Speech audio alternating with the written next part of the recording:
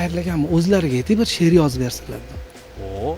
Keyin Xayrli akam o'zlariga telefon qildim. Xayrli aka dedim, Xayrli Hamidov to'g'risida gap ketyapti Shu debdi. aytsangiz to'g'ri bo'lardi, ha. Xayrli Hamidov.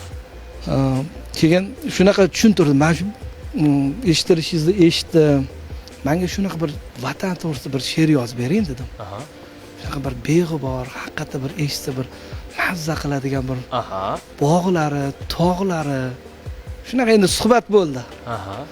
Biza gaplashayotgan paytimizda Xayrli akam vodiyga qarab yo'l olgan paytlari bo'lgan ekan. O'sha paytda ha.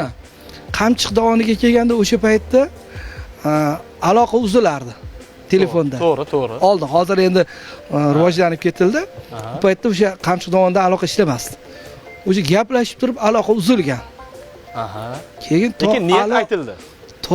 To aloqa tiklangunga qadar shu she'rni yozganlar. Qoyili. Qamchiq dovonida mashinada yurib, o'sha dog'lar, bog'lar-ku endi chiroyli-ku. Ilhomlangan ekanlar. O'ziga yarasha bir tabiatning go'zalligi bor-ku. Go'zal, haqiqati tan olish.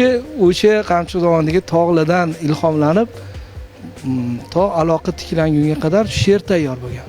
Chamasi bir 2 soatli o'tar o'tmas keyin Musonaga menga telefon qildilar. Qoyili. Ota dedilar, "Qattasiz? Tez keling, bir qop pul olib keling" dedilar.